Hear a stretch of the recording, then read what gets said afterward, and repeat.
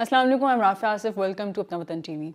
आज हम देख रहे हैं कि दुनिया का जो पुराना वर्ल्ड ऑर्डर था वो कोलैप्स कर चुका है। अब नया वर्ल्ड ऑर्डर तश्कील हो रहा है, नया वर्ल्ड ऑर्डर बन रहा है। दुनिया के जो ममालिक हैं, अहम ममालिक हैं, उनका फोकस है डिफेंस सेक्टर के ऊपर। वो अपने आप को अस्करी ताकत बनाना चाहते हैं, वो अपने आप को पावरफुल बनाना चाहते हैं। इसीलिए वो पुरानी अलाइंसेस को, पुरानी पार्टनरशिप्स को छोड़ के नई अलाइंसेस बना रहे हैं, नई पार्टनरशिप्स ढूंढ रहे हैं जो कि उनका जो डिफेंस सेक्टर है उसको मजबूत करे, उनकी जो सिक्योरिटी है उसको मजबूत करे। अभी हाल ही में हमने देखा है कि जो यूएई के प्रेसिडेंट है शेख मोहम्मद बिन जायद, उन्होंने इंडिया का विज़िट किया। वहाँ पे जाके उन्होंने Indian prime minister Narendra Modi से मुलाकात की।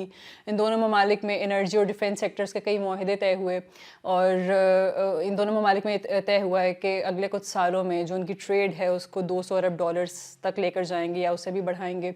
और स्ट्रेटिजिक पार्टनरशिप को लेके उनके इन दोनों ममालिक में लेटर ऑफ इंटेंट भी साइन हुआ है। लेकिन भारतीय दफ्तर खारजा की तरफ से ये पैगाम आता है, उनके तर्जुमान ये कहते हैं कि ये जो लेटर ऑफ इंटेंट साइन हुआ है हमारा और यूएई के दरमियान में, उसका हरगिज़ मतलब ये नहीं है कि इंडिया आने वाले वक्त में मिडल ईस्टर्न कंट्रीज़ के जो कॉन्फ्लिक्ट्स हैं, उनके जो आपस में तनाज़ात हैं, उनका हिस्सा बनने जा रहा है। लेकिन मुख्तसर बात यह है कि यूएई ने अपना रास्ता चुन लिया है और ये आने वाले वक्त में सऊदी अरेबिया और पाकिस्तान के लिए दोनों मुल्क एक चैलेंज भी बन सकते हैं। अभी जैसे मैंने व्लॉग के शुरू में कहा कि जो पुराना वर्ल्ड ऑर्डर है वो कोलैप्स कर चुका है। अब नया वर्ल्ड ऑर्डर बन रहा है और तमाम ममालिक की प्रायोरिटी ये है कि अपने आप को अस्करी ताकत बनाएं, अपनी डिफेंस को मजबूत करें, अपनी जो भी फ्यूचर में अलाइंसेस बनाएं वो डिफेंस को देखते हुए बनाएं, अपनी अस्करी ताकत को देखते हुए बनाएं। इसी तरह से इंडिया ने भी यूएई से जब डिफेंस डील साइन नहीं हुई थी उससे पहले भी इंडिया ने जो बाकी के ऑप्शंस थे उनको भी ट्राई किया था। जैसे कि रशिया के साथ इंडिया को उम्मीद थी कि कोई डिफेंस पार्टनरशिप हो जाएगी, कोई डिफेंस डील साइन हो जाएगी, लेकिन ऐसा नहीं हुआ। अभी रिसेंटली रशियन प्रेसिडेंट पुतिन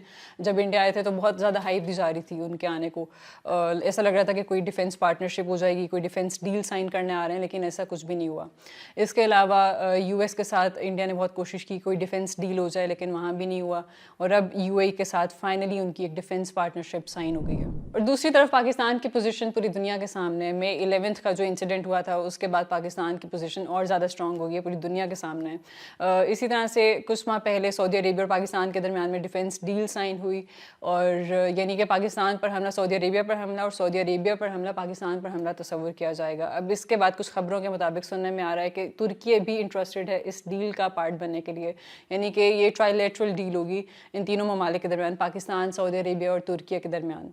और इसी तरह से जो पड़ोस में डेवलपमेंट्स हो रही हैं इंडिया और यूएई के दरमियान में जो डिफेंस पार्टनरशिप साइन हो रही है उसको पूरी दुनिया देख रही है। इसी तरह से इसको पाकिस्तान भी क्लोजली मॉनिटर कर रहा है। आज के लिए इतना ही। See you in the next one. अल्लाह हाफ़िज़।